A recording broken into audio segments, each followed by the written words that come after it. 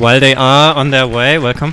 While they are on their way, I would like to thank the Korean Cultural Center, which supported us, namely Lee Dong-jun, who made it possible for Jung Hyuk-ki to travel to Berlin and sit in the audience with us. Welcome. It's great that you're all still here. As we announced, I will maybe come over here. As we announced, we will start the conversation without the directors on stage. But we will provide a microphone for you. Leonor, I would like to ask you to join Hyuk-ki. You will get a microphone from us. So in case you cannot stand what we say, I invite you to intervene, please.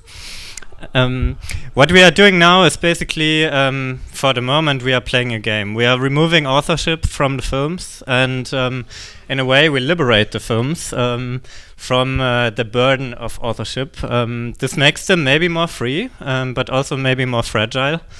And different questions arise, for example. The question of experience, which is very complicated, and obviously all of us here in the room might have had different experiences with the screening. This includes us, but we are only 3, so we can start digging and we see what we find. First of all, you two had a similar but different experience. Xanaé was sitting right over there in the 3rd or 4th row, while Neil, actually, you asked us to give you a seat as far as possible removed from the screen. You were sitting all the way over there. In the far corner, yes. In the far corner. Because I asked that seat to be reserved, but I don't think anybody else would have taken it. So I see. The further back you sit, the bigger the screen actually becomes, because you see the screen in the context of the room, and you see how actually big it is. Whereas if you're at the front, all you see is the screen, so you have no way of judging. And also, when I'm at the back, I can watch the audience as well as the film, and I can see when people are walking out, which people did, and I can see if phones are going. I didn't see any phones going, so that was wonderful. But yeah, if you sit at the front, all you see is the film, and then all I get is my reaction to the film. But if I'm reviewing a film, I want to know how it's playing to the public. Otherwise, I could just watch it on my computer. So I need to see how it's actually, and especially. Pardon? No, sorry. You cannot. You're already there. Welcome. You can say that you can just watch. Please switch on the mic. Sorry. Yeah, thanks. You can say that you just watch your film at home. It's not the same thing. Like. No, it's not. It's not the same. But it's not like otherwise I could watch my film at home. You cannot say that. Okay, we work a lot to put our film on a screen. Not on a computer. Yeah, I mean, of all the critics that I know, I'm one of the ones that watches films on links or on computers or on small screens the least. You know, I make a point of watching films in a cinema where they're meant to be seen with the sound, which is very important in films, with the image. What I meant to say was, if I'm sitting in the front row, yes, I see the screen and I see the film, I get the experience, but all I'm getting is my personal subjective reaction to that film.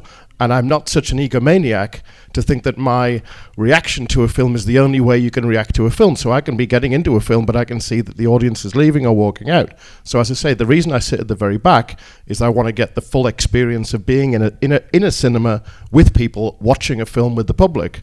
And I pay to watch films when I'm not at a festival. And a lot of critics wouldn't dream of paying money to go and watch films in their local multiplex. So that I probably said slightly the wrong thing, so I apologize for that. Xanaé, how do you see that? Is it working? You have to switch it on. Thank you. Yeah, no, it's interesting because I haven't thought of what you said, and for sure, Neil, you meant to be involved in the audience experience as well as a movie, and it's true. Normally, I sit. Well, I like to be.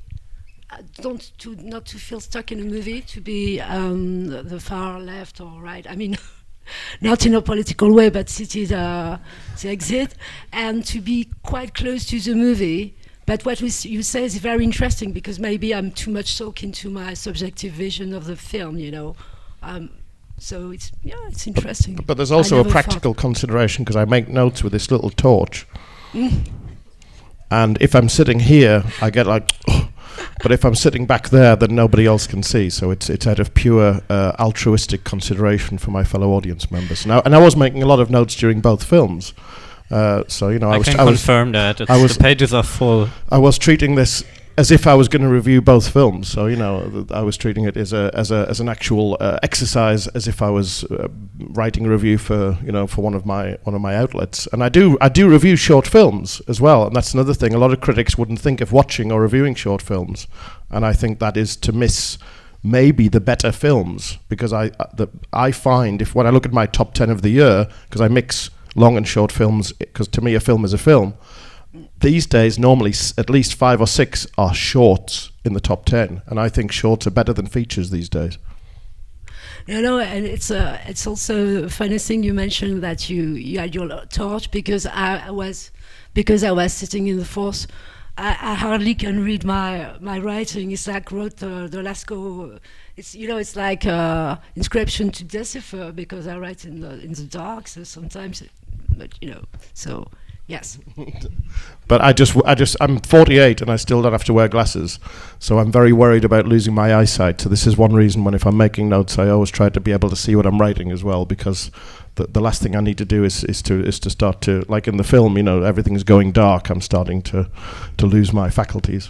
I mean, I probably lost some faculties a year ago, but at least I can still see. Obviously, what I want to move towards is the fact that criticism is not a recipe, but people are involved. Obviously my next question is, how would you approach such a program when writing about it?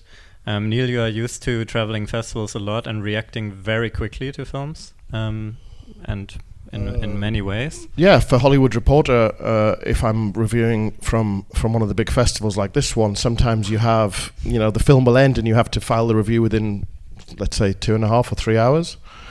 So that's a film that people have spent 4, 5, 6 years of their lives making, and if you're reviewing for a trade, which like Hollywood Reporter, Screen, Variety, they want the things as quickly as possible, so you have to be able to turn that review around within 2 or 3 hours of the film ending.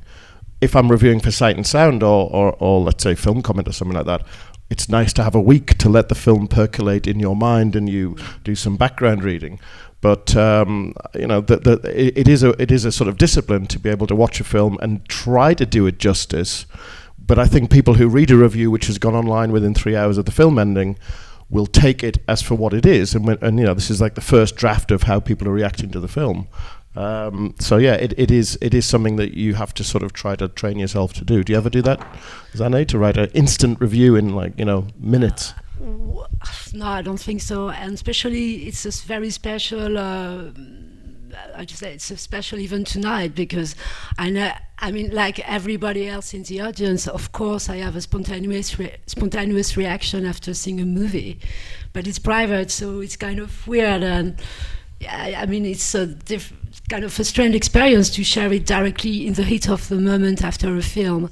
And I'm not experienced as you are. I'm writing for more underground press, and basically for one website, which is Culture au Point, it's about really crush. I have the motto of this website is we write only about movies we really adore, that we want people, even if it may sound naive, that we want people to go and see the movie, and we feel like interviewing the director, and the other one, Gonzar, is more about crush than crush. It's more gonzo investigation, but I'm not used to that exercise in festival, writing very quickly, or even I was a jury once, but I had a week to think it all over before writing an article. So yeah, it's my first experience. Thank you. These were very interesting answers, but you didn't speak about the films, which I was trying to come to. We're still trying to formulate we're skipping the subject. we're delaying. Thank you. Okay. Like this? Parallel to the floor. Oh yeah. Like this, horizontal. Okay. Of course. Yeah. Sorry. But can I just say that the fact that the Critics Week does show a short before each feature, I think is a great thing, because not enough people do watch shorts, and it's true. Sometimes we show them after, though, or we do double features. I mean, who says that the short always has to come first? Who says that? Nobody. Yeah, exactly. But it's the tradition. And when I was also the programmer of a festival in Britain, and one of our things was every feature had to have a short. And the more conventional the feature, the more experimental I tried to make the short. So you would watch 3 minutes of Scratches and Blobs from Austria, and then you would see Pierce Brosnan romantic comedy. And I tended to find that people will watch almost anything for about 4 to 5 minutes, even if it's entirely abstract. Once it gets past the 5-minute mark, they're like, what, this Scratches and Blobs, and that's it? So, but if you program 15 minutes of Scratches and Blobs, you're going to get people walking out before they get to see Pierce Brosnan, which we don't want. True. So, yes. Well, you wanted us to start with the Leonor Teles movie, right? I'm curious about your impressions of the whole program. Like, how would you deal with them when you try to find words, which we are trying on stage? It's a bit more difficult than writing them down, but we can try. Yeah. I don't know, maybe the common link is speaking of outsider, in a way. I mean, people being outside of their own area because of gentrification, and this punch-drunk boxer being an outsider in his own category, maybe. It's just a clue, but I don't know what you think about that. Yeah, if in a very hypothetical scenario, I was having to write about these two films in one article, which is pretty extreme hypothesis, but let's go with it. My angle would be the protagonist, the main character. I mean, I really liked the first film. My problem with it was the film was about the least interesting character was the protagonist. It was this kind of blank, good-looking guy on his bicycle, and all of this wonderful stuff's happening around him. And in my Punch-Drunk Boxer, the more I saw of the boxer, the less interested I was in him. And that's always a problem if you choose to make a film about the least interesting person in your film, which actually happens a lot, because the screenwriters become fixated on the protagonist, because film is all about you have to have a hero. There must be a protagonist. There must be somebody whose story you follow. If you're going to do that, make it an interesting person.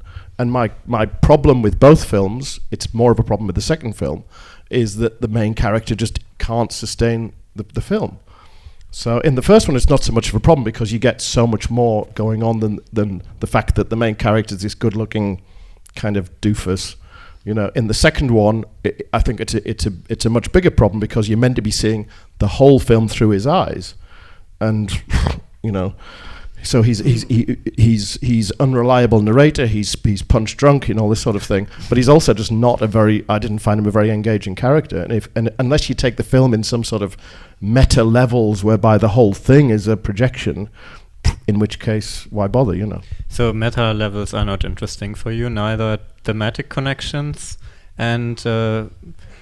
I mean, you can attempt to make a film which makes you question the protagonist and question what you're seeing, but it depends on how you do it. And in this instance, there was all sorts of stuff going on, and you can take the whole thing as the hallucination of a person with brain damage. But at the end of it, you've seen a romantic film. It's a bit romantic, it's a bit funny, it's a bit strange, it's a bit sad, but it doesn't matter because the whole thing's nightmares and a damaged brain. In which case, I've paid £10 and spent a whole evening to watch somebody's nightmares and damaged brain. If you're doing that, watching it and it's David Lynch, or if it's somebody like that, fantastic. And with all respect to the director here, we're not watching a David Lynch film. Xanaé, what do you think? Are you convinced? Well, many things to react about. First, I'm sorry because I guess one of the rules was we are supposed to disagree, but in a way... No, there's no rule. There are no rules. No, I disagree. We must...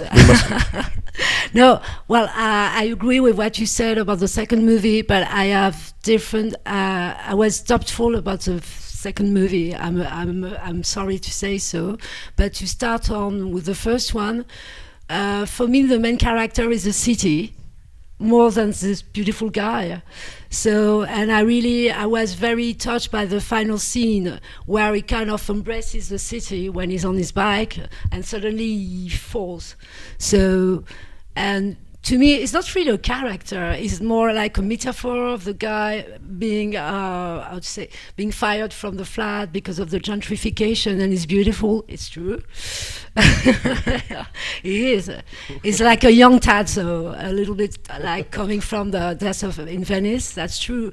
But for me, the city is filmed in a very sensual way. and the music, because I have my biggest issue with the second film is the music and the rhythm of the second film. But for the first film, I thought the music was really very intelligent, was integrated in a smart way. There is something musical in the first movie. And maybe, well, I'm not Portuguese, but maybe there's this feeling of saudade, something quite gently nostalgic and sad. And I was just a little bit, at the end of the film, I'm a little bit hungry. I mean, I feel like having more, which is good in a way, because then it demands to see this movie maybe as a long feature, but a little bit of frustration as well. So that's my feeling for the first. For the second one, for me, it's like a beautiful, lovely cupcake. You watch it, it's beautiful, it's colorful, it's lovely, it's yummy, but you started eating it and it's too much ingredients, too much sugar, too much of, so to speak about the movie, too much comedy, too much drama, and especially for me the big issue was the rhythm in two levels. First, the rhythm of the movie in itself. The mixing of genre hasn't convinced me. It switches from comedy to drama and present and past, and as you said, hallucination, and maybe it's real. And also, and for me this is much more a problem of the rhythm as a music, because I was very excited, to be true, and very intrigued by this idea is pansori boxing. I think it's a super, very interesting idea, but it's not. There are so many music. There's a kind of sport comment music, and there is the romantic music and the sad music. And at the end, I would have loved, even if I was kind of away from the movie, to suddenly be really carried away, no matter my suspicion. And when it's boxing, instead of at last being pansori boxing, again, a mix of music. And for me, this too much music kills the rhythm, and especially I regret the pansori boxing was kind of left away, because for me it was a red thread. But the one part of the music that I really liked was the bit where the music was directly commenting with the lyrics. You had the sort of slightly crazy sounding man who said, "Oh, he shows his punch," and all that. That was something that I'm not familiar with in films, certainly boxing films. So more of that would have been good, and that fellow's like a chorus commenting on the action. That kind of worked. I kind of like that, because you don't see that very much in films. But, you know, something sad happens, sad piano. Something funny happens, funny piano. You know, romantic scene, romantic piano, you know, and that the use of music is, again, it's inconsistent, because when he's being funny and clever and witty, it works. Sure. But when it's trying to be sort of saying the film is now meant to be taken seriously, you know, this is a film where a guy was a top boxer. 10 years ago, he was done for doping and he's banned for the whole of his life, number one. Number two, he's about to die because of brain damage, and the Korean Boxing Federation, who should probably sue, have given him a license to fight again. So he's on the verge of death, and he's got a license. So again, it's like, this is clearly not the real world. This is some sort of confected fantasy. And the only bit where the music really picked up on that was having crazy commentator who was coming in saying, he throws the punch. But can I just say one thing? The presentation of women in this film is very, very strange. There are 4 female characters. Foreman, the dog, who we don't realize is a female and we don't realize is pregnant, has puppies and dies. The folk singer Gion, who also dies very tragically. You have the old granny who's completely decrepit, and then you have what's her name? The girlfriend's name? Ji-won? I have written it down in my copious notes here, and of course I can't find it. Minji, who at the beginning of the film wants to be a boxer, and you think, okay, great, it's about a woman, you know, she's going to be a boxer and going to do something, and then all of a sudden she decides to be a sort of cheerleader, and her only real function is to help her boyfriend to get through his demons. So, you know, and they're the only 4 women in this film. And at the end of the film, when he's in the boxing ring, no women are watching this. The entire audience is made of men. Now, again, is this all a projection from the damaged brain of the boxer, or is it the fact that this is a film which really is struggling to deal with the fact that, you know, women do go to boxing matches and actually get into it and are boxers as much as men are these days? But, you know, to me, Korean cinema is very interesting, and one of the interesting things is, where are the women directors? We can talk about Hong Bong and Lee Chang-dong, Park Chan-wook and all this, but where are the women? And so this film is interesting for me in a sociological level, because inadvertently, if I was writing about this for Sight and Sound, I'd be like saying, you know, this film, taken on its own merits, is what it is, but what does it actually say about the wider world? And to me, it would be a way of talking about the fact that we can celebrate Korean cinema at the moment, but we have to say the garden is not entirely made of flowers here. There are some weeds in this garden. So both of you seem to have a very clear idea of what a film should provide, and seemingly both films did not fully provide that. Could you be more specific on what you expect from a viewing experience, and how you deal with films which have merits but don't fully grasp you, or with which you are struggling maybe, which seems to be, at least in your case, Xanaé, the case with Leonor's film, which you, I think, struggle a bit with. You have your problems with it, but you also see things which keep you very much engaged. No, I didn't struggle with Leonor film. I took it as something pleasant. I wasn't overwhelmed, to be true to you, but it's just, I'm not speaking, well, for instance, yesterday, for me, it was harder seeing the movie about the girl thing. I was angry because for me it was there was a ethical issue, the way she films this girl thing. She's a Faith, the film. Yeah. But I mean, it's not to be the nasty girl who criticizes every film who are screened. It's just to speak of struggle or anger. No, actually, I'm very disappointed about the second one, because we had a very nice discussion with the crew, and I really like the idea of panzeri boxing, but I just don't see this idea in the movie. And also, I don't know, I was kind of outside the movie. Speaking of outsider, I was an outsider as well, but I didn't really struggle. I mean, I wish he would have struggled more in the movie. I mean, on panzeri boxing, that's all. But my thing with the second film is it's a commercial film from Korea, as far as I can understand it. I mean, for me, it is made for a domestic audience, and it may play with a local audience who may be able to embrace the way that it balances the different genres. For me, coming into it as a sort of international person who, you know, I've been to Korea, but I couldn't claim to know Korean culture or to the degree to which these things, you know, pansori and boxing and things like that are looked at. To watch a film like this, which, as I say, it's a film that I would say could play very well in South Korea, and that's wonderful, and there's nothing wrong with commercial cinema. But obviously, as an international critic, if I've got my Hollywood Reporter hat on, I'm like, is it going to play in festivals? How's it going to do? What's it going to play?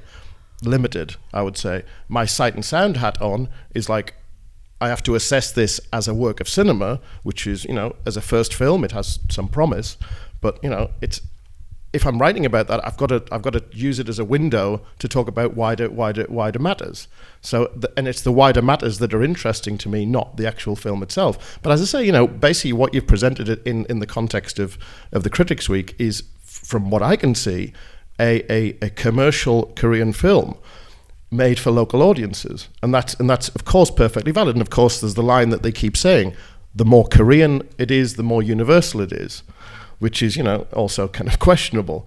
But, you know, it is interesting to see commercial cinema from other countries, to see what is believed to be because I can't imagine this film has been made for international audience. I mean, this film seems to me squarely made for a younger audience who want to see a bit of a romantic film, and which has some sort of side issues, you know. So again, whether that audience is going to get into the meta levels of you're seeing somebody projecting his own life story, maybe they will. But as I say, to me, I have to sort of struggle to put myself in the position of a 23-year-old Korean person going to the cinema with her boyfriend or his girlfriend for a night out of the pictures. And on that basis, it's probably, I can imagine it is a successful film.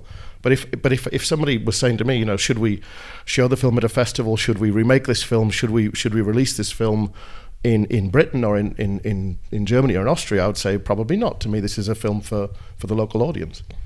It's very fascinating because, as I said before, we have removed in a way the contexts of the film. So I could have answered some of your questions you had, but I decidedly did not.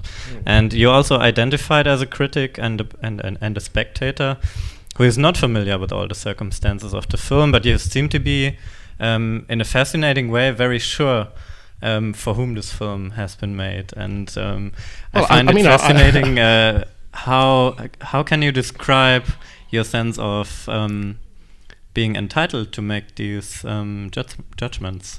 Where does that because come from? I do see a lot of films which are made for primarily domestic audience, and I see other films which are made primarily for export. And the way that film festivals and the cinema landscape has evolved, one is all too aware when a film is made for the palate of the international public, or the international gatekeepers, shall we say. You go to a film festival, you see a film about an old couple living in a farm, and the cow has died, and the sun is moving very slowly over the sky. That film is not made for the domestic audience. That film is made for the programmers of Rotterdam, Berlin, Locarno, and Cannes, and it's very successful because demand creates supply. And I go to enough festivals, I see enough films, and I can see the difference. This film is not made for that, is not made for those international gatekeepers. And as I say, that's not to say you shouldn't show genre films or commercial films, but just because a film is a genre film or a commercial film or a film for domestic audience, again, as a critic, I can say, to me, this succeeds in this area or it doesn't. I mean, if you said to me, my Punch Drunk Boxer was the biggest hit in Korea last year, and it's made 500 million, it's outgrossed Parasite by a factor of 20 to 1, I could believe that. So, but if you turn around and said to me, this film was shown in a few art cinemas in Seoul and Jeonju, and it got rave reviews from the local critics, I would say, of course it isn't. So that's my entitlement as somebody that does watch genre cinema, and I think, if I'm a critic, I should be able to see the difference between those things. And it's not a pejorative thing. It can be a good or bad film that I would recommend or not recommend, or choose for a festival. But as I say, the fact that it's a commercial film, which I think is made for domestic audience, is not to damn it. The reason I damn it is because I think there are problems with the script, and I think there are problems with the direction. I think there are some problems with the acting. But again, that's my personal subjective viewpoint. I mean, sure. Xanaé wanted to add something or intervene. Yeah, no, just when the movie was screened, I heard many laughs in the audience. Some people seem to be really, really into the movie, and I wish I would have been the same case. So even here tonight, some people seem to really enjoy the movie. But I agree with what you said, and we know that there are some films where are more intellectual, arty, Locarnos. I mean, the festival, of course, there are good surprises, but many times films are, they are kind of level, arty films and genre films, and it's true, and it's a reality. It's nothing judgmental. But no, I just wanted to say that some people, and maybe some people in the audience would like to react. I could hear some people having a really good time, and I invite them because I did not. And I made sense of hating the film. I watched it and it ended and I had the occasional smile. So the occasional moments of comedy, I wasn't sitting there stony-faced with my little pad, making arithmetical judgments about the film. But as I say, as a moving thing, I didn't find much chemistry between the leads. As a comedy, I didn't get much out of it. You bring a charming dog in and then you kill the dog and you have the little puppies in the little outfits. It's like, this is a boxing film, and boxing and many other things. But if you're making a boxing film, you've got to be careful not to become corny and cheesy. And if you lean into the corn and cheese, you've got to do it in a more effective way than just to have charming little foreman who then sadly goes to little doggy heaven and the sad piano music follows her up the stairs. I'm very curious actually to make things a bit more complicated. Please feel invited also to join in, because I find this notion of target audience very difficult. I think the amount of Koreans in the audience is not that huge, so I would really like to hear reactions from your side. There's one. To find the question of cheesiness and so forth. But you deny that it's a cheesy, that those are cheesy touches? You know, with the charming dog who dies and has the puppies who then get carried around. I mean, is that not cheesy? I'm wondering where you want to move, because is this a statement for realism?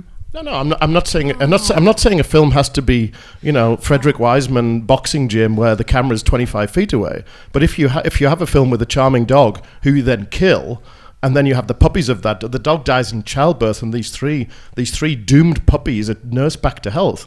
I mean, is that not cheesy, Dennis?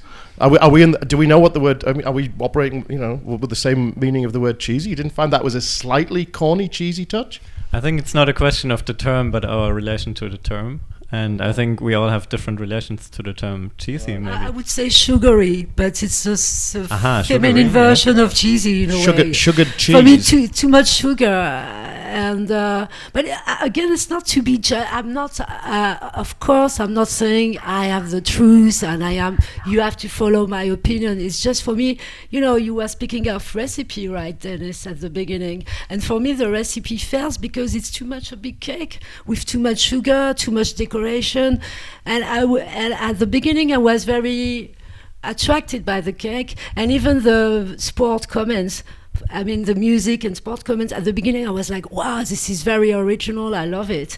But then the statue in itself is not so clear, because sometimes it's to comment the action, and sometimes nearly like karaoke. So for me, it's like too many options, but not a specific track, you know.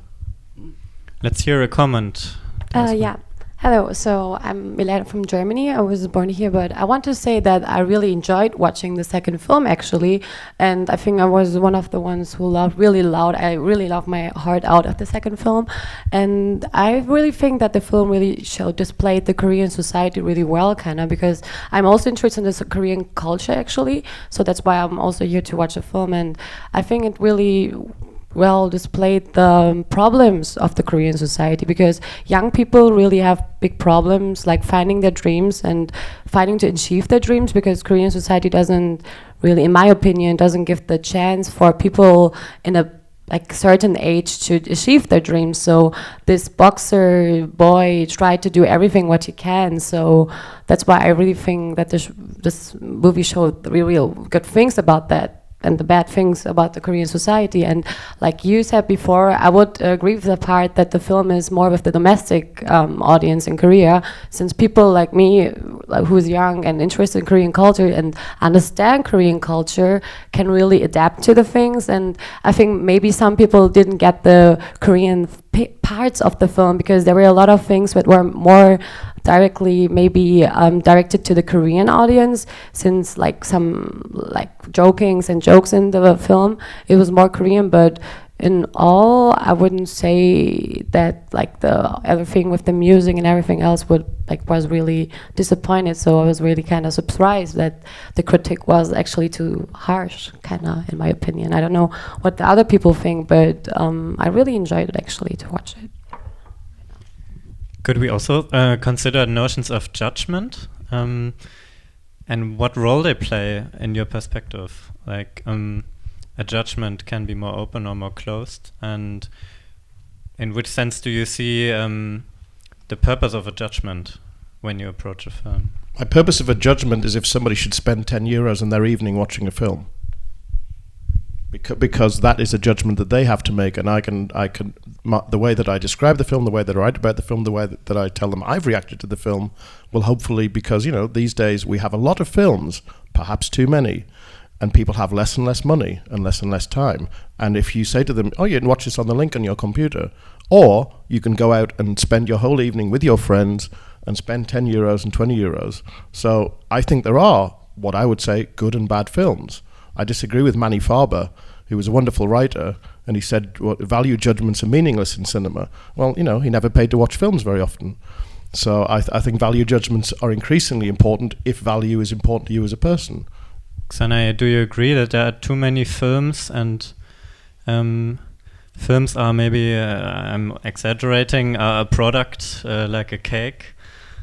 No, I wouldn't use the cake metaphor, but for sure, and in a way it's very good because in a way it's easier, I mean, on the technical level to make movies. I don't know. I would never say. I wouldn't say there are too many movies. I would say there are not enough good movies, which is not the same. I mean, for me, it's rare. And honestly, first of all, I'm an audience. I'm not like a critic. It's just I adore watching movie, but it's rare that my heart really beats, and I'm like, wow, that's all, you know. But and also it's just I'd say for me it's not judgmental. It's just having our own perception of a movie and trying to communicate it to the audience in the clearest way. Just to say, here I am, here is what I'm thinking of the movie. It doesn't make us the prescriptor, trend prescriptor whatsoever. It's just we're just like I'd say a mediator through the movie, and you know, just having a way to express it the more clearly and honestly as possible, I guess. But we are very fortunate as professional, or let's say paid critics, or people who go to festivals and see lots of films, because the average person in my country, in Britain, watches one film in the cinema in the year.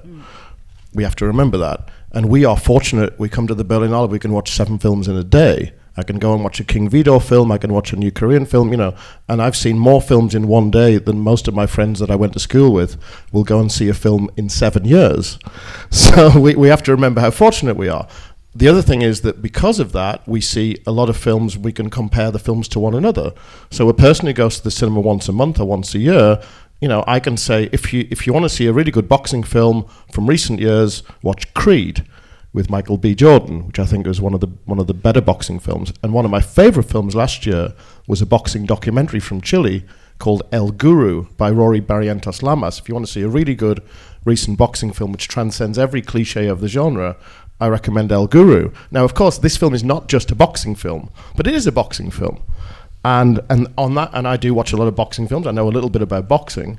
And I know the sort of ludicrousnesses of a lot of things in the plot, which, you know, it's not the end of the world. But because I've seen El Guru at Neon, at Vision du Réel, if I was reviewing this film, I would say, you know, the boxing is one of the boxing is actually the oldest genre of films. The first long film ever made was in 1898. It was the Corbett Fitzsimmons fight, 2 hours.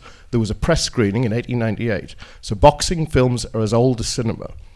And it is the most cliched and it is the most dangerous genre because everybody thinks they can make a boxing film. So if I was reviewing this film for whoever, I would probably say, you know, in theory, the boxing genre is completely out, just like boxing in this film. But a few years ago, Creed showed what could be done with the commercial boxing film.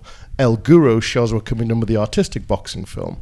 So even if I'm being negative about this film, as a critic, I want to say, go and see Creed, even though you may be snobby about this because it's a Hollywood film. Go and see El Guru, even though it's impossible to see. So even if I'm a bit negative about this, I will try to use this to shine a light on the others. And I can only do that if I'm in the very fortunate and lucky position that I can watch 500 films a year at 28 festivals. True. You mentioned, Xanaé, maybe there are not enough good films, which is not the same as there are too many films. So what's your solution to improve the quality of filmmaking, which is not what I mean, but actually... we have a bigger question. I'm referring to what is lacking in film culture, maybe, and your position towards it. Like, where do you see your role in the system? I mean, we are not detached from... Teles, you're giving me too much importance. Or can I ever can reply to this kind of question? No, it's just... and also, again, I'm not seeing as much... I'm not as professional. It's not to... is not to play low profile, but I'm a really much smaller critic than you. I'm especially a movie goer, and it's just speaking of my experience. I see a lot of movie and not so many screen projection. I also go a lot to movie, and I see a lot of films in the screening theater, and it's just that it's not so often that I'm really impressed by movie, and I'm not somebody blasé. It's just that, like every art, it's not so often that you're really moved by a book or caught by your music. That's all. But it's only my experience. I have no recipe for nobody, especially myself. So. How do we make films better? That is a question, I think. Yes, I thought about you just in that moment. Go ahead.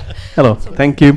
Hi. I want to thank the directors here. I had the best evening in a very long time. I think there were two amazing films. I think the first one, just take the same scenes in a different order and add them and make a full-length movie out of it. I would watch it like that. It was very sensual, very. I don't know who were actors and not, and living in Germany and watching German acting or German dubbing. This was just felt very real, moving and warm.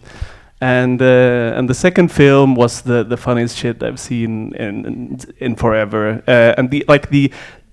I'm also a big fan of film critique parody. I fall asleep to parodies of film critique every night, and so I also got this tonight. Really, you're talking about box. I think this was the definitive boxing movie of all time. But I mean, what's your view of Creed? Yeah, I thought it was the only Germans who don't get irony, but anyway, I'm from Sweden, by the way. I don't know if that covers anything I say, but whatever. You can talk about boxing as well if you really want to focus on the boxing here. But boxing is also about timing, and I've never. I think the timing, the comedic, bizarre timing of this film, the bizarre physical acting. Boxing is also very physical, and the insane physical acting of the protagonist. I don't know that I've seen someone like that work. I don't think you could remake it. I don't. Maybe there is. If I'm removed from because it's Korean and I accept certain things because of cultural distance. So if I was Korean, maybe I would see it differently. But I just was complete. I never knew where that movie would turn. I love that mix of all of these genres and tonalities and sugar and cliches and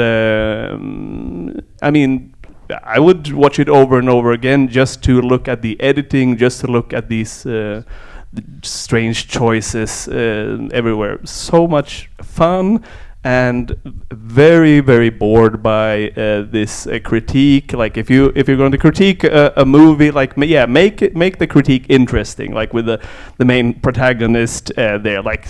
Come on, yeah. Thank you. I think he disagrees with you. It's a critic of the critic. No, obviously, when you're talking about comedy, it's one of the hardest things to write about because I might be sitting there stony faced and the whole audience is killing themselves with laughter. There was a film, The Lady Killers, the remake of The Lady Killers, and I went to the press screening, and the whole room was roaring with laughter. Every critic was killing themselves, crying with laughter at the Tom Hanks, the Coen brothers remake of The Lady Killers. And I wrote this glowing review, and to me it's one of the Coen brothers' best films. And all the critics, when I read the reviews, how dare the Coen brothers remake this classic film? This is a turgid nonsense. And I was like, you hypocrites, you were sitting there killing yourself with laughter, but because intellectually you know that you can't praise a remake of a classic film, especially if it's the Coen brothers who were daring to remake this classic British film. So, comedy, as I say, you either get on the wavelength of a film or you don't. And so, I was listening to the laughter. There was laughter in the film, but this wasn't like it wasn't like gales of laughter. It wasn't that people were sort of uproariously laughing. You had a great reaction to the film, and that's subjective, like all comedy is.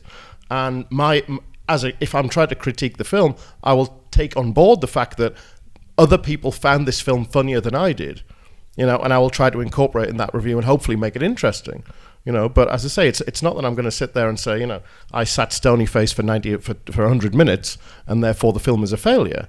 As I say, I can see that some people will find this amusing, but comedy is the most subjective thing in the world. So how do you then write a review which is supposedly be able to be universally appreciated? We can't please everybody.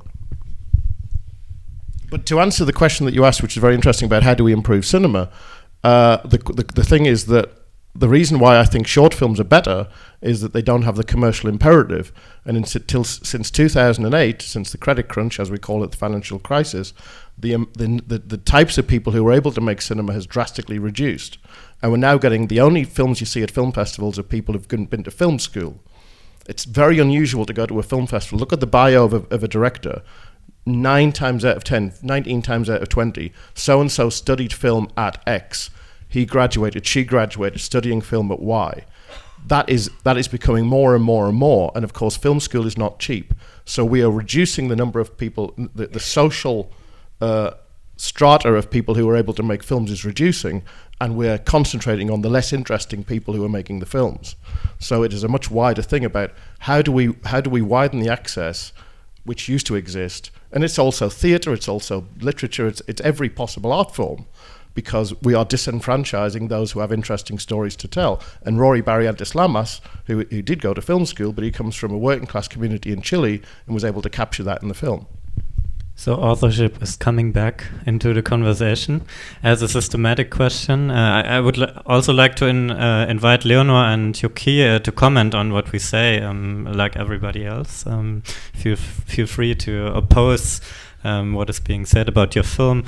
I'm actually also curious in which way you perceive there's an authority in authorship, and whether films should be considered without their makers. I don't know. Like, do you see an authority implied in authorship, or do you totally agree with what we are trying? Sorry, I don't get the question. Do you perceive there's an authorship? I'm sorry. Do you perceive there's an authority in authorship or an ownership over a film? So do you see your perspective as a critic is limited, or would you say a film can be totally liberated from that, or should be even? First of all, sorry to say it again, but I don't consider myself as a critic. First, I'm a director, a small director, kind of really underground. But before that, I'm an audience, a moviegoer. So, but it's true, I'm going to say something personal. Since I'm very young, I always had a clear-cut opinion. It doesn't mean I am the ultimate judgment. I always trust what I feel. So, well, that's it. And otherwise, I don't know what to say more. I don't know what to add. The other thing is, what I can say, it's a bit of an awkward situation, because normally, if I see a movie, especially if I've been speaking with the directors before, I speak with them privately and I tell them what I liked about the movie, for them to understand I got the movie, and then I start criticizing. So in a way it's a little bit harsh to say that frontally, and in a way I'm embarrassed because the directors are there but not with us. So it's not to criticize it, just say it's a little bit of an awkward situation. And in a way I understand that the boy who really enjoyed the movie has this kind of reaction, because it makes a kind of, no, it's true, it makes a kind of bizarre situation, because we're sitting in stools, we're like above the audience, and it's not the purpose, but it is Critics Week, not Audiences Week, so finally we get our spell in the sun. Finally we have the reward, you mean. But if I can talk about what you were saying about authorship, again, My Punch Drunk Boxer was written by 2 people, one of whom I think I'm right in saying was the director. So when I'm talking about the script in a review, I will mention the names of those people. And when I'm talking about the editing, I'll mention the name of the editor. And for instance, in Leonor's film, I made a note of the sound designer, Joana Nizabraja. Yeah, and so if I was reviewing this film, I think the sound is very important there. I have no idea how you worked with Joanna. It could have been you saying, Joanna, do this, Joanna, do that. Probably not. But again, a lot of critics, they think that the director is somehow doing absolutely everything on the film, and we can take this back to the politique des auteurs of the 1950s, which I think was very damaging, because I think one of the things that it has resulted in is that we become obsessed with the director. You see a film directed by so-and-so, oh great, marvelous, and what about the editor? What about the scriptwriter? What about these other people? And you tend to, as I say, you know, look at who are the great editors in cinema. More than half of them are women. But because we valorize the director, who is nearly always a man, the story of cinema becomes a story of men. Because we have projected this thing. And again, who wrote these things in the 50s? Can you name a female critic at Cahiers du Cinéma?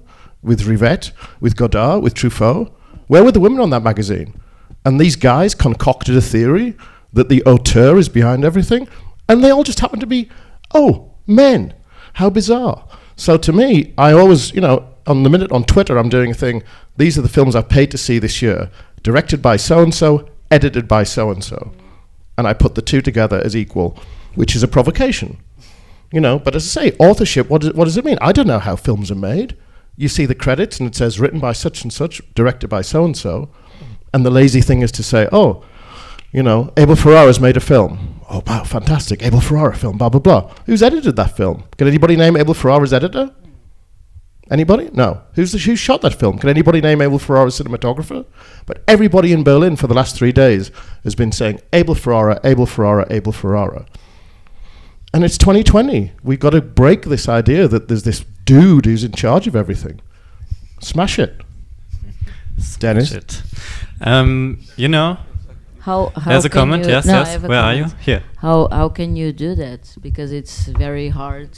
We'll get to you in a moment. How can you break that? Like, just because something's hard doesn't mean we shouldn't do it. I fight making a film's hard. I fight something a lot when I'm making a film that is like a film by.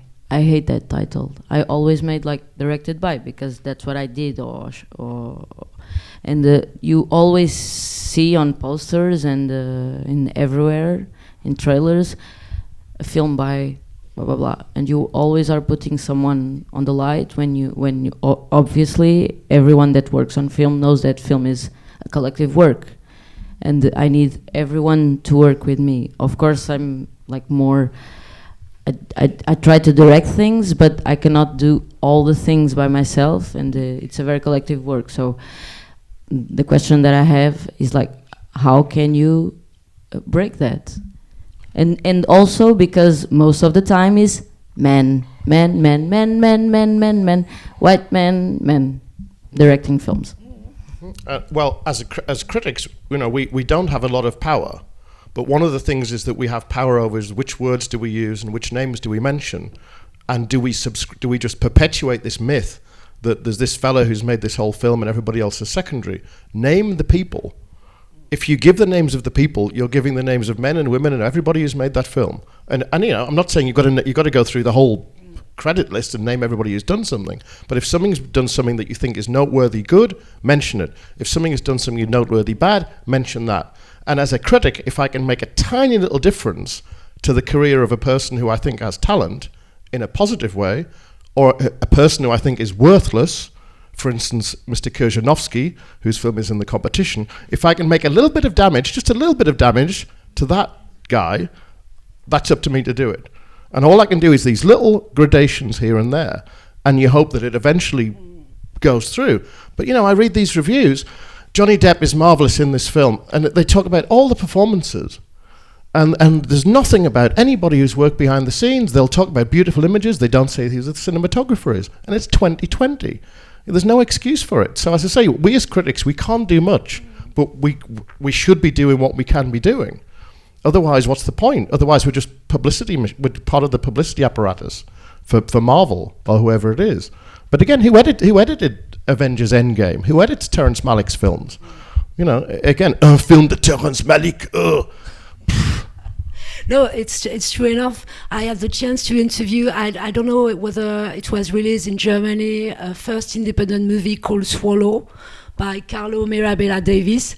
This is the kind of movie, I mean, I was really amazed by this movie, and the director, who did a kind of feminist horror movie, mentions a lot in his interview, his crew, and basically made of mostly women, but it's not only to quote the crew, it's to say for the plot is the main character, she's a trophy wife, married to a guy who has a big career, and she's like, she's very well, she has the makeup and the perfect hair, but she's boring to death, and suddenly she gets pregnant, and suddenly she feels better by swallowing objects.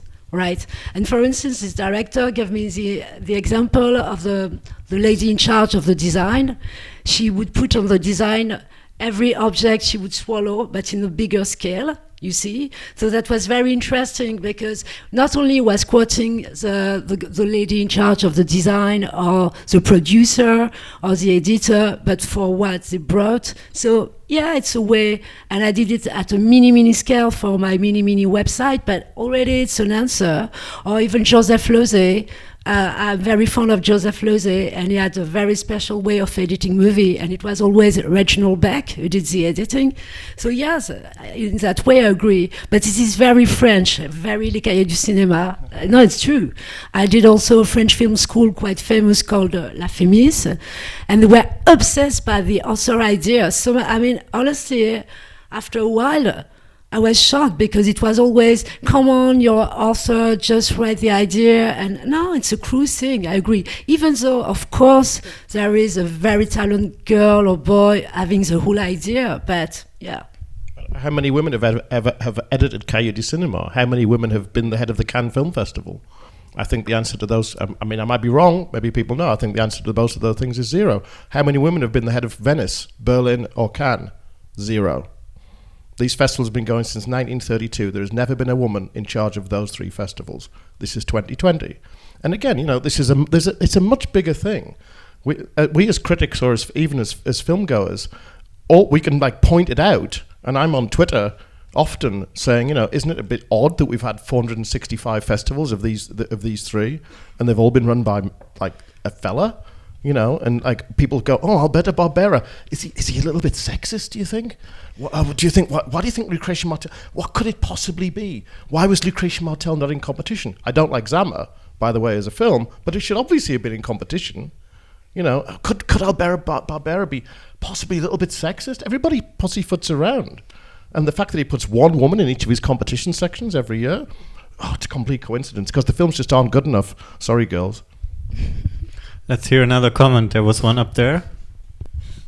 Well, there's so many themes here now, and I have to go back to one that was, I thought, very interesting, maybe the most interesting, and I thought it was, since it's the Critics' Week, I would say that this Korean film we saw tonight wasn't a boxing film, and it wasn't a comedy. It was actually a melodrama. And nobody has spoken about that, and I think that that's one of the problems for Western critics, is they don't really understand melodrama. So I don't know if that's the most important thing in the world, Neil. I think you're into some really important things about women festival directors, if I might point that out. But I didn't want to totally drop the ball, because I think understanding contemporary Korean commercial cinema, it's absolutely necessary to talk about melodrama and entertainment. I agree with you, Neil, that the value is important, but that's what a lot of Korean audiences are into it for. So I just wanted to remind you that. No, I mean, as we know, as everybody now has grasped in the last 4 weeks, Korean cinema is one of the great cinemas of the world. And that's not a coincidence, because it's supported by the government, because there are laws, there are ticket prices and all that kind of thing. It is supported, like French cinema. And Korean cinema, like French cinema, supports a huge ecology of directors, some of whom are great, some of whom are old, some of them are new, some of them are all that. So you have this huge landscape of filmmaking going on in Korea. One could say that, that has positive things and negative things. You know, French cinema churns out endless numbers of films with a load of good stuff on the top, but my God, there's an awful lot of French cinema that nobody would ever want to see. It's true. You know, and as I say, every country should be like France and Korea. You know, that we should all be supporting filmmakers. Cinema is a great art form which should be supported by the government of every country. And the fact that France, we can count the number of countries that do it. France is one, South Korea is another one. But as I say, the downside of that is people are making films who probably should be writing novels, who probably should be writing plays. Because, you know, making a film is still a trendy thing. Oh, I'm a filmmaker. Hi. You know, and that person should probably be a sculptor or doing ballet. But that stuff is out, you know. Now everybody wants to be a filmmaker. And every young person in South Korea today dreams of being the next Bong Joon-ho. Every young person in France dreams of being the next. Who's the hot young filmmaker in France? I was going to say Xavier Dolan, but that's slightly wrong. But as I say, you know, it is wonderful that Korean cinema is having its moment. But this is the moment where we have to look and say, how does this apply? How can we adapt this model to other things? And where are the Korean women filmmakers? And I want a festival to do a sidebar only of Korean women filmmakers, because they're out there, but nobody ever talks about them. They're in the background banging the pansori drum. Let's talk a little bit. I want to jump on the meta level just for a second. Go ahead. Sort of an extension of the previous question. So I may be asking you to rehash some things, but I wanted to come back to the use of the term cheesy. I just want to play not even devil's advocate, but I just want to pose something. I use that word as well, and I use these metrics too, so it's not that I'm opposed to them. But you know, for instance, Neil, you mentioned Creed, which I think is a pretty cheesy boxing movie as well. I like it, but I think we have the tendency to call it maybe this is a Hollywood blockbuster done well, or this is a commercial film done intelligently with intention. And I sometimes get the sense that we don't extend that same sort of rubric to films from Asia or other parts of the world, where we tend to think that the default is a kind of camp or melodrama, and that you need that filter to access these films. To me, this film is really interesting, even though I absolutely, from my vantage point, would call certain scenes cheesy. I think it's a really interesting innovation on certain existing templates. And yeah, I think that for some reason, for films from certain parts of the world, we only kind of let them into a certain like critical club if they are arty, or I mean, I don't know what words to use, but if they subscribe to certain standards of realism or naturalism or subtlety. And I don't always see that extended to, you know, American or Anglo films. Can also add something connected to it.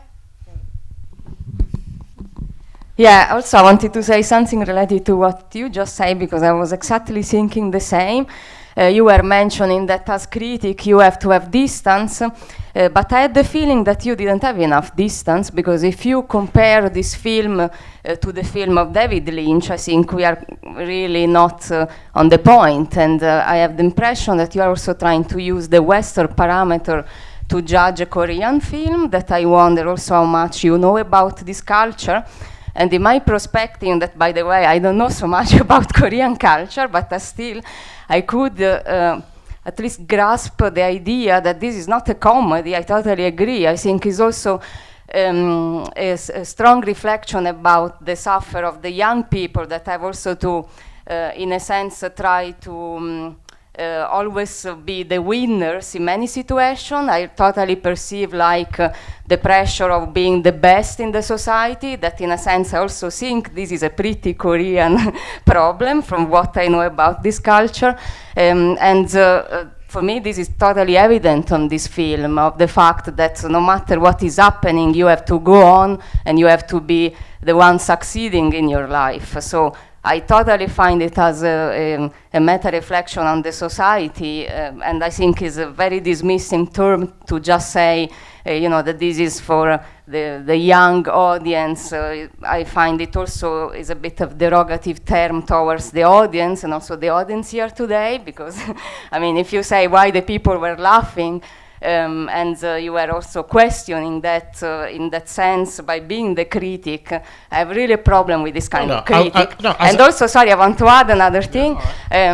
For you, I would say you should not absolutely dismiss the fact that you are somebody working with underground culture, because I think that we should also not have this kind of asymmetry, because the underground culture is actually even better sometimes of the mainstream culture. So please don't dismiss your work feel that this is most important of many other people. Let me correct you. I'm saying so that you don't get the impression I'm a mighty, very powerful critic going to many festivals. I write, and I'm proud of it, of course. I write for 2 French websites. One is really focused on film we adore, and the other one is really into it's called Gonzai because of Hunter S. Thompson Gonzo. So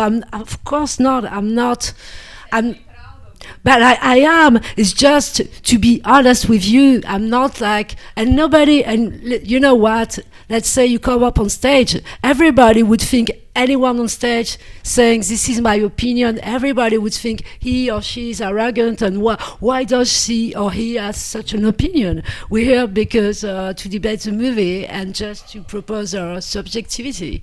But I'm proud of being, and you know what? It's not even being from the underground. I can really enjoy arty film, commercial film, whatsoever.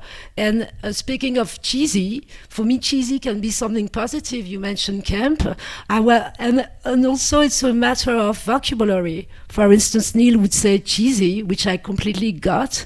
I was more into sugary. But you know what? Some people love cakes with too much sugar. Some people don't eat sugar. We can say corny, cheesy, sugary. Yeah. But if I can just defend myself, the fact that I'm not familiar with Korean commercial cinema is obviously my fault. But it's also the fact that my chances of seeing Korean commercial cinema are very restricted. Why? Because festivals tend not to show those commercial films. So as I say, I'm very happy that we get the chance to see what I would say is a more commercial one, because we get from many countries the films that are for international export, these slow, serious films from Paraguay and places like that. And I'm sure there are wonderful films being made in genre in Brazil that I don't get to see. Because, I go to 25, 30 festivals in a year. I try to see as much as I can, including shorts, including experimental films. And there's only 24 hours in a day. And I wish that I was in the position where I could say, I've seen all the Chinese commercial films last year and I think this and I think that. All I can do is skim the surface. All I can do is try to be adventurous and try to take films as they are intended. So as I say, I didn't get a huge amount out of my Punch Drunk Boxer. But as I made a careful point of saying I can respect it as an example of commercial. That's not to denigrate a film, to say this is suitable for 24-year-olds. I wish I was a 24-year-old. I mean, imagine a film that's suitable for 48-year-olds. Who wants to watch that? So just because I say this is not a film for that's like, I'm a 48-year-old white guy from Britain living in Vienna. But I can watch a film and say this is probably better. This will probably play better for you if you're a bit younger, if you're from that local audience. That's not to say it's a piece of crap. It's just to say this is probably part of the reason why I couldn't embrace the film, and I wasn't going to go out and say to people, go and spend €10 to watch this film tomorrow. So, apologies if it came across as arrogant or high-handed. That was not the intention. Further comments from your side? There's a hand coming up. Hey, I'm sorry, I wanted to ask you, you said earlier that you recognized some jokes from the film that you think would play specifically to a Korean audience. Could you maybe point to one specific joke and explain it? Or is it too abrupt? Just whatever. It was really spontaneous, I can't really say, but for example, there were some movements of the Korean society, like a heart, they're showing that, and that's showing the effect for people you love, actually. And I think most people don't even get what the people wanted to say or intend with the meaning, and that's maybe something like the critiker said, what you can't embrace and understand, actually, when you don't have any for understanding a melodrama in Korean society. No, that's it.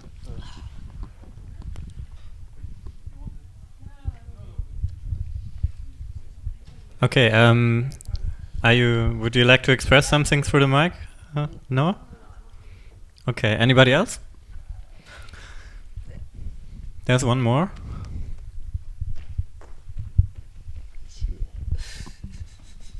We should have put the boxing gloves.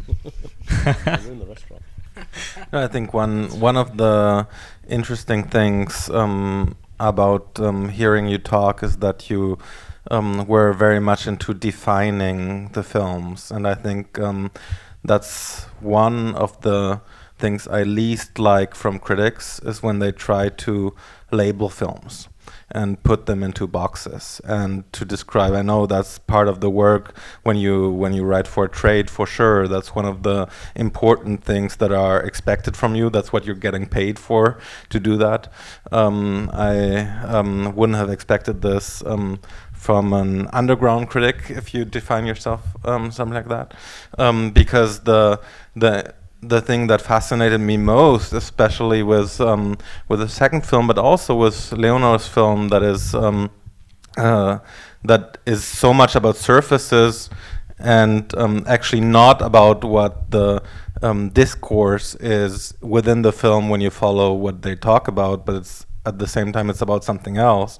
And My Punch-Drunk Boxer is about so many things at the same time that trying to take one out of them and explain the movie through the lens of just that one aspect ultimately makes you miss most of the film. So I was very surprised by the way you tried to put the films into those categories to make it kind of manageable. To reply about the second film, because for the first one surprised me, and the second film I wouldn't put it in a box. I said it makes genre, it makes drama, and the lady was right, melodrama, comedy. For me there were too much idea mixed together. And to reply to just what you said, the movies are more into it, movies define classification. So I'm not really a box person. I was just expressing the fact that the second movie was embracing too much genre for me to really follow the movie. That's all. For me, the mixture didn't work. I mean, the film is overtly itself dealing with boxes. It's not a critical bad thing to say this is a film about boxing. The film is called My Punch-Drunk Boxer, in Korean My Punsori Boxer. The emphasis is on boxing. The arc of the film is the young girl turns up at the boxing ring, they have a romance which follows you through. That's not my choice. That's the scriptwriter who's chosen to make the film a romance. That's what the film is. If I can identify that, that's not me saying, oh, this film is a romance and a comedy and a thing, and anyway, it's 26% of that. That's not how I'm a critic. And if I'm writing for Hollywood Reporter, I don't assess how films fill boxes. I mean, that would be anti-criticism. That'd be like in Dead Poets Society where they draw the graph.